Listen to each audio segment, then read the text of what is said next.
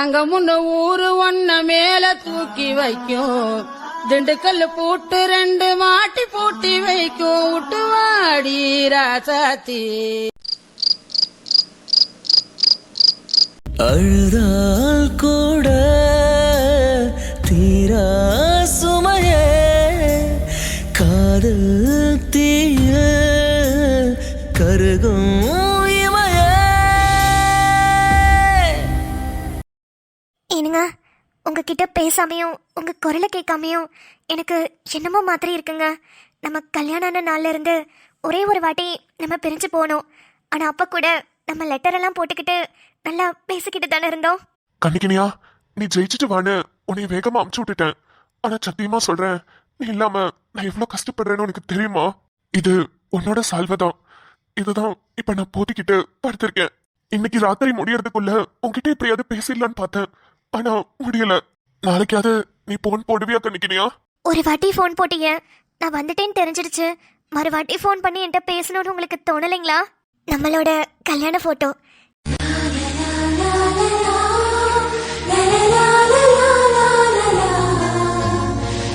எவ்வளோ நல்லா இருக்கு இல்லைங்க?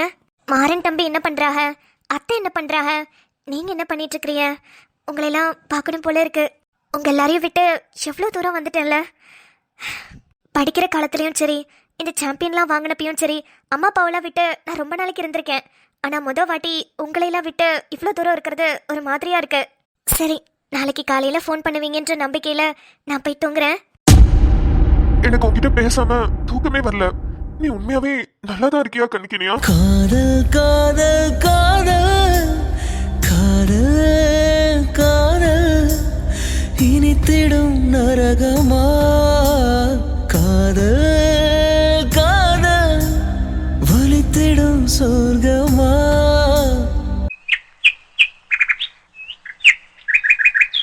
ஆத்தா குட்டி, நான் போயிட்டு வரேன். பத்திரமா பார்த்து போயிட்டு வா சாமி. அங்க என்ன பிரச்சனை வந்தாலும் சூதானமா நடந்துக்கணும். நிறுத்தி நிதானமா யோசிச்சு முடிவெடுக்கணும். சரியா? ம், சரியாத்தா. ஆமாம்ல, புது ஊருக்கு வேற போறேன், பார்த்து நடந்துக்க என்ன. ம், சரியாத்தா. அப்புறம் பச்சைக்கிளியாத்தா. ஏய், பேரை மாத்தி ரொம்ப நாள் ஆகுதுடி, அத சொன்னோம்ல. சரி, கிரீன் பேரட் போதுமா? அடமொழி பேர் கூட வச்சு கூப்பிடலாம், ஒன்னும் தப்பில்ல. ஐயோ, ஏதோ ஒண்ணு நயன்தாரான்னு கூப்பிடணும். அப்படியா? சரி, நயன்தாராத்தா. நயன்தாரான்னு கூப்பிட்டா மட்டும் போதுமாக்கும், ஆத்தாவை வெட்டி எரிஞ்சிடணுமாக்கும். என்னாடி பொசுக்கு அறுவாடை தூக்கிட்டு நிக்கிறவ? நீதானா ஆத்தா சொன்ன நயன்தாராவை விட்டுட்டு ஆத்தாவை வெட்டிடணுமாக்குன்னு? அதான் போறப்ப வெட்டி எரிஞ்சிட்டு போயிடலான்னு அருவாளை தூக்கிட்டு வந்தேன். இந்த வாய்க்கெல்லாம் உனக்கு ஒண்ணு குறைச்சல் இல்லடி. இந்த வாய் மட்டும் இல்லைன்னா உன்னையெல்லாம் நேரத்துக்கு நாய் எப்பயோ கவிட்டு போயிருக்கிறோம். சரி சரி, போறப்ப ஒரு முக்கியமான விஷயத்த சொல்லிட்டு போறேன். நான் கொடுத்த தண்டனை முடிஞ்சு போச்சு. 2 பேரும் இனிமே சேலை கட்டிட்டு திரிங்க என்ன? அடியே, நீ இதைத்தான் சொல்லுவேன்னு எனக்கும் தெரியும். ஆனா நாங்க இந்த சட்ட துணிக்கே பழகிட்டோமா, எங்களுக்கு சேலை கட்ட கசகசன்னு இருக்குது. அதுக்கு அதான் இதே பாவாடை சட்டையில திரியலான்னு 4-5 துணியை தைக்க கொடுத்துருக்கோம். அடியே, எல்லாம் மீறி போயிட்டு இருக்கீங்கடி ஆத்தா குட்டிகளா. ஏய், இதாண்டி நல்லா பிரியா இருக்குது. இதுவே சேலைன்னு வச்சுக்கோயேன், அங்கிட்டு இங்கிட்டு சுத்திக்கிட்டு இங்கிட்டு அங்கிட்டு சொருவிக்கிட்டு என்னத்துக்கு? இதுனா பாவாடை எடுத்து கட்டினமா மேலேயே சட்டைய போட்டோமான்னு போய்கிட்டே இருக்கலாம். சரிதான் சரிதான். என்ன ஆத்தா குட்டி, நான் இவ்ளோ பேசிக்கிட்டு இருக்கேன், அமைதியாவே நிக்கிற? என்னன்னு தெரியல சாமி, நீ போறத நினைச்சு ஒரு மாதிரி படபடன்னு இருக்கு. யாரு புது இடத்துக்கு போற, யார் என்ன பேசினாலும் அமைதியா கேட்டுக்கிட்டு வா. இங்க வாயடிக்கிற மாதிரி அங்கேயும் வாயடிச்சுக்கிட்டு இருந்தீங்கன்னா எல்லாரும் ஒண்ணு போல இருக்க மாட்டாங்க. நம்ம ஊருனா ஒருத்தர் இல்லாட்டியும் ஒருத்தர் காப்பாத்த வருவாங்க. ஆனா அங்கெல்லாம் யாரும் அப்படி இருக்க மாட்டாங்க தங்கம். நான் சொல்றதெல்லாம் புரியுதுல. நீ போயிட்டு பத்திரமா திரும்பி வர வரைக்கும் ஆத்தாக்கு உசுரே இருக்காது. ஆத்தா, நான் என்ன நேத்து பிறந்த பிள்ளையா? எனக்கும் விவரம்லாம் தெரியும்ல, நான் பாத்துக்கிட்டேன் ஆத்தா. சரி சாமி, பார்த்து போயிட்டு வாண்ணா, சூதானமா இருக்கணும். ஆ சரி ஆத்தா, எனக்கும் நேரம் ஆகுது, நான் கிளம்புறேன். சரி வா, பஸ் ஸ்டாண்ட் வரைக்கும் வரேன். பரவாயில்ல ஆத்தா, வேம்பண்ணை கூட்டிட்டு போறேன்னு சொன்னுச்சு. அப்படியா? சரிதா, முத்துட்டையும் ஒரு வார்த்தை சொல்லிட்டு போ. ஆ, முத்தண்ண மாறன பஸ் ஏத்தி விட வருவாங்க ஆத்தா, அப்ப சொல்லிக்கிறேன். சரி சாமி, சரி நீ பார்த்து போயிட்டு வா. ம், சரி ஆத்தா, 2 பேருக்கும் போயிட்டு வரேன். ஆ சரிம்மா, பார்த்து போயிட்டு வா.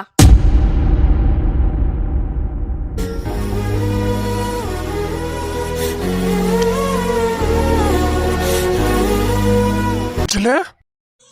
தமிழ். ஹே சில என்ன அழுதுட்டு இருக்க? தமிழ்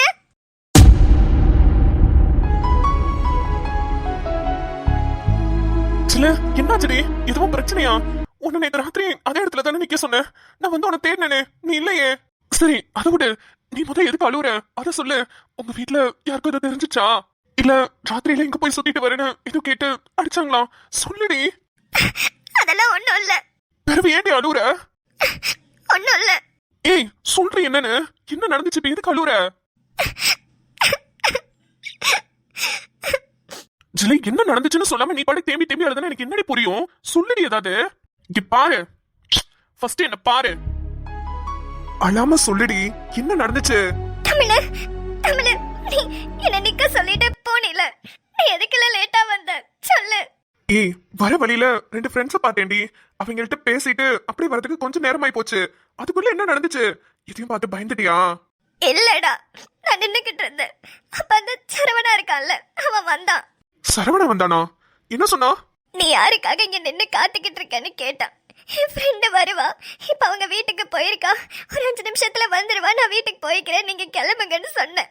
சரி அதுக்கு இந்த ராத்திரியில காலி பசங்க நிறைய பேர் இருப்பாங்க, உன்னை ஏதாவது தூக்கிட்டு போய் பண்ணிட்டானுங்கன்னா என்ன பண்றது, நானே கொண்டாந்து வீட்டுல விடுறேன்னு சொன்னான். நான் வேணான்னு சொல்லிவிட்டேன்.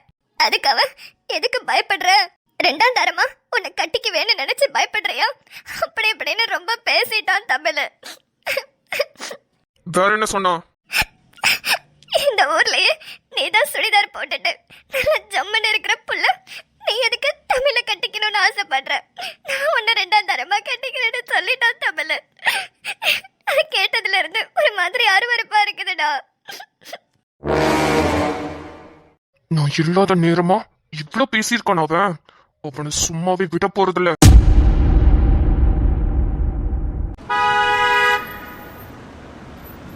லே முத்து, இதுங்கெல்லாம் பத்திரமா போய் சேர்ந்துருங்களா? இதுங்களை நினைச்சா வேற பயமா இருக்குதே. லே பள்ளிக்கூடத்து மூலியமா தானே கூட்டிட்டு போறாங்க, அதெல்லாம் நல்லபடியா போயிருவாங்க. ஓ அப்படிங்கிறியா? அப்ப சரி. நம்ம கூட இருந்ததுங்களை எல்லாம் ஊருக்கு அனுப்பிட்டு அதுங்க நல்லபடியா போய் சேர்ந்துருச்சான்னு தெரிஞ்சுக்கிறதுக்குள்ள மனுஷனுக்கு உயிர் போய் உயிர் வருதுடா. ஆமா வேம்பு, நீ சொல்றது சரிதான். ஆனா பாரு, இத்தனை நாளையில யாருமே எங்கேயுமே போல, ஆனா போறப்ப எல்லாம் ஒரேடியா போறாங்க. அதான் ஒரு மாதிரியா இருக்கு. சரிதான். கண்ணிக்கினியா போயிருச்சு. பொன்னி மாற ஊருக்கு போயிட்டாக. இதுங்கெல்லாம் கூடவே சுத்துறதுங்க. அள்ளி அப்பப்ப பாத்துக்கிட்டு இருந்தோம், அதுவும் போயிருச்சு. ஆமல, இதுங்கெல்லாம் ஊருக்கு போனோனே என்னமோ ஊரே வெறிச்சோடி போன மாதிரி இருக்குல்ல? ஆமா, நீ ஏன் காலைல பம்பு செட்டுக்கு வரல?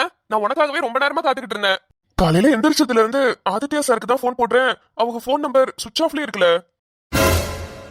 என்னது? காலையில இருந்து போன் போடுறியா? ஏல அவங்களே 1008 டென்ஷன்ல இருப்பாங்க. அவங்களுக்கு போன போட்டு எதுக்கு இப்படி பண்ற? லே அவங்கள தொந்தரவு பண்ணி நான் என்ன பண்ண போறேன்? எனக்கு தேவை கண்ணிக்கினி அகாடமியோட போன் நம்பரு. அது கிடைச்சதுன்னா போதும். அதுதானே அவங்கள்ட்ட இருக்குது. லே யாரு நமக்கு தேவை கண்ணிக்கினியா பத்திரமா மும்பைக்கு போயிருச்சா இல்லையாண்டா. அதுதான் போயிருச்சுன்னு தெரிஞ்சுட்டு அப்புறம் என்னத்துக்குல இன்னும் போன போட்டுட்டே இருக்கிறவன். லே என்னல பேசிக்கிட்டு இருக்க? அவ ஊருக்கு நல்லபடியா போய் சேரட்டும். இருந்தாலும் நம்ம 2 வார்த்தை பேச வேணாம் அந்த பிள்ளைகிட்ட. அந்த பிள்ளைக்கு என்னோட போன் நம்பர் தெரியும், ஒரு போன் போடல. நம்மளா போன் போட்டு கேட்கலான்னு பார்த்தா யாருக்கு அடிக்கிறதுன்னு தெரியல. சரி ஆதித்யா சார் தான் அடிச்சிருக்காங்களே, அவங்கள்ட்ட நம்பர் வாங்கி நம்ம பேசலான்னு பார்த்தா அதுக்கும் வழி இல்லாம இருக்கு. பக்கத்துல யாரு இருக்கு, நினைச்சோன்னே போய் பாக்குறதுக்கு. அது எங்க இருக்குன்னு கூட எனக்கு தெரியாது. ட்ரெயின் ஏத்தி விட்டு 2 நாள் ஆச்சுல, இன்ன வரைக்கும் அந்த புள்ள குரல கேட்கல. நானு மனசெல்லாம் பதறுதுல. நீ கண்டதை யோசிச்சுட்டு இருந்தீனா இப்படிதான் மனசெல்லாம் பதறும். பேசாம இரு, நடக்கிறது நல்லபடியா தான் நடக்கும் முத்து. கண்டதை நினைச்சு மனசை கஷ்டப்படுத்திக்கிட்டு இருக்காத. வா வீட்டுக்கு போலாம். சரி இந்த சரவண பையிட்ட நீ வேற ரொம்ப சண்டை போட்டுப்பீல, வீட்டுல போய் குழலி பிள்ளைகிட்ட எதுவும் கத்துனியா? லே அவன் போய் சொல்லிட்டு திரியறான்ல. வீட்டுக்கு போனா அந்த பிள்ளை நல்லா படுத்து தூங்கிட்டு இருக்குது. கையில மாட்டுட்டும் தான் இருக்கேன். வச்சு செவனிலே 4 அப்பா அப்பனும் என்ன பேச்சு பேசினா வாயால சொல்ல முடியலையாமா, வாயால. அது ஒண்ணும் இல்ல, கண்ணுக்கு நீ அவனை ஆம்பளே இல்லைன்ற மாதிரி ஆக்கி பிடிச்சல. அந்த திமிருதான், அந்த கோவம் தான், அவன் சும்மா இருக்க மாட்டேங்கிறான். அந்த பயம் தால எனக்கும். இந்த பிள்ளை சும்மா இல்லாம அவனை போட்டு பாட படுத்தி எடுத்துருச்சு. அவன் என்ன பண்ணுவான்னு ஒரு நிமிஷமும் எனக்கு அப்படியே பக்கு பக்குன்னு இருக்குது. கண்ணிக்கு நீ அந்த இடத்துல பண்ணது தப்புன்னு சொல்ல வரியா? என்னையெல்லாம் கேட்டா அந்த பயல உசுரோட வச்சு கொளுத்தி இருக்கணும்ல. அதான் அண்ணனும் தங்கச்சியும் இப்படித்தானே பேசிட்டு திரியுறீங்க.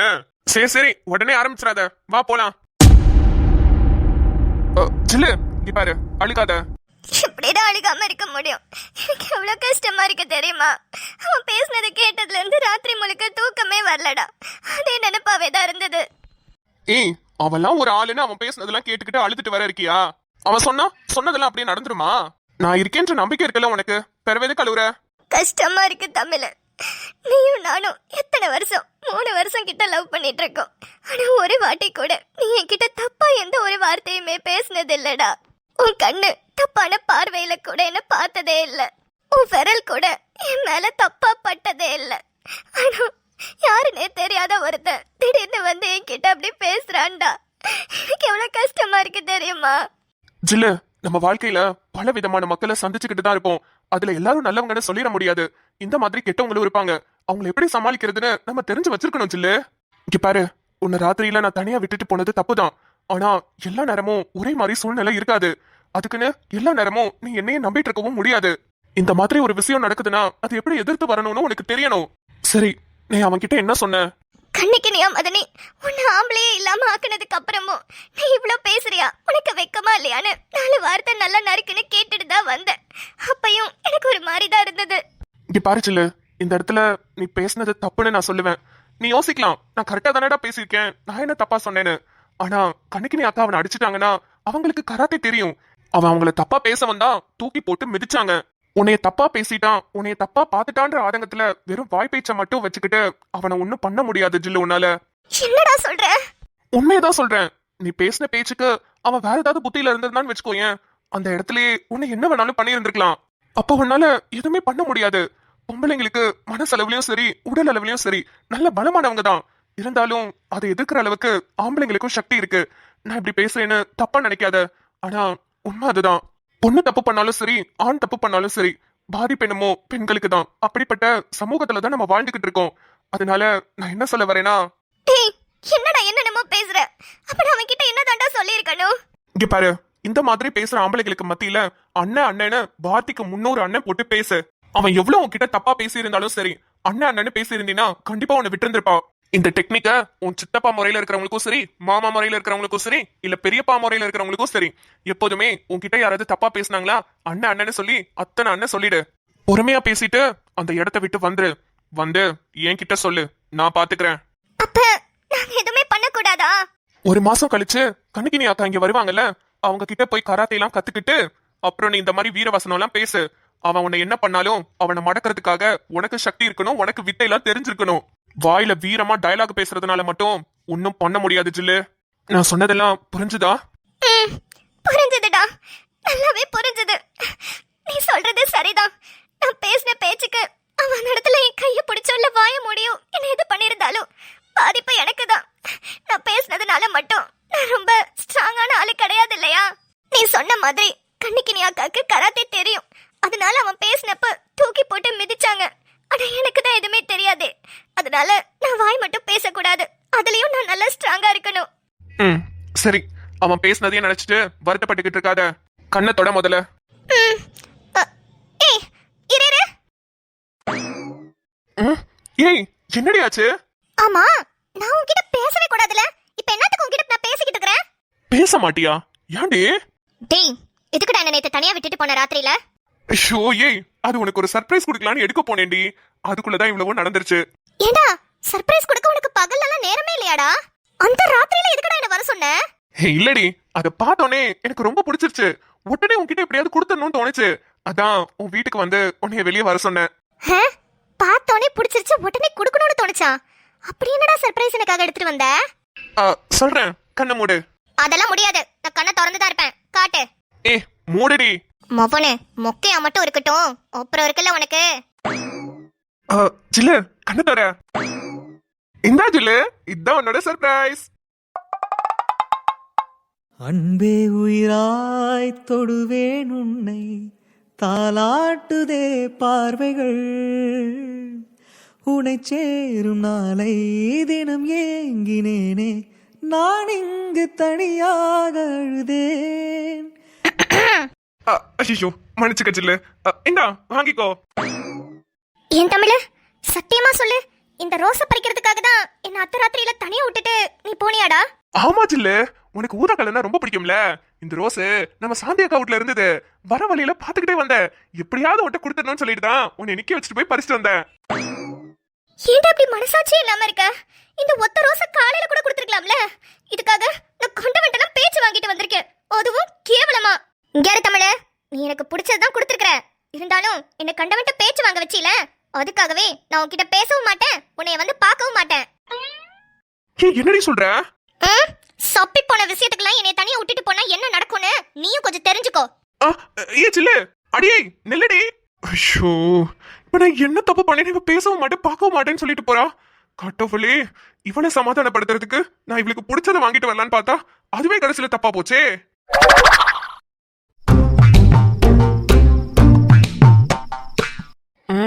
இவன் என்னத்துக்கு இப்ப அருவாளோட நின்னுகிட்டு இருக்கா? என்ன வீரா, தேங்காய் அதை வெட்டணுமா? குடு, வெட்டி தந்துட்டு போய் ஜோலிய பாக்குறேன். தம்பி, இது தேங்காய் வெட்டுறதுக்கு இல்லப்பா, ஆளை வெட்டுறதுக்கு. ஆளை வெட்டுறதுக்கா? யார் ஆள? ஏ ஆளத்தான். ஓலா? யா, என்னது ஓலை வெட்டு போறியா? ஓலா நான் தானே. அதுல என்ன சந்தேகம்? என்னத்துக்கு இப்ப? இது என்ன புது பஞ்சாயத்து? தண்டனை கொடுக்க வேணாம், பேசாம இருக்க சொன்னேனே. சோ, இவன் அந்த தண்டனை விட்டே வெளியே வரலையா? அடியே, நானே கண்டிக்கினியாவ காணோன்னு ஆதித்யா சார் போன் பண்ண மாட்டாங்களான்னு பதறிக்கிட்டு இருக்கேன். இந்த நேரத்துல இந்த தண்டனை ரொம்ப முக்கியமாடி. ஆமா, இப்ப என்ன தண்டனை கொடுக்கலான்னு இருக்கிறிய? அதை இங்க கொடுக்க முடியாதே. இங்க கொடுக்க முடியாதா? வேற எங்க கொடுக்கணும்? இன்னைக்கு சாயங்காலம் வயலுக்கு வாங்க, அப்ப சொல்றேன். வயலுக்கா? வயல்ல தான் தண்டனையா? ஆமா. ஏய், என்னடி சொல்ற? ஆமா மாமா, வயல்ல தான் உங்களுக்கு தண்டனை. வேம்பு, முத்தே, என்னல எங்க கிளம்பி இருக்கிற மாதிரி இருக்கு? ஆமா வேம்பு, மலைக்கு போலான்னு கிளம்பிட்டேன். என்னல திடீர்னு வந்து சொல்றவன்? அதானே, என்னென்ன காலையில இருந்துல ஒண்ணு சொல்லல, திடீர்னு சொல்றிய? இல்லம்மா, அதான் ஐயர் சொல்லிட்டாங்கல, இதுக்கப்புறம் எப்ப வேணாலும் மலைக்கு போய்க்கலான்னு. அதான் ஒரு ஐடியா போயிட்டு வந்துடலான்னு. சீக்கிரமா முடிச்சிட்டோம்னா கண்ணுக்கு சேர்த்தே வேண்டிட்டு வந்துருவோம்ல. மேட்சுக்கு போயிருக்கல, ஜெயிச்சுட்டு வரணும்னு வேண்டிட்டு வந்துடலான்னு ஐயப்பனை பார்க்க கிளம்பிட்டேன்.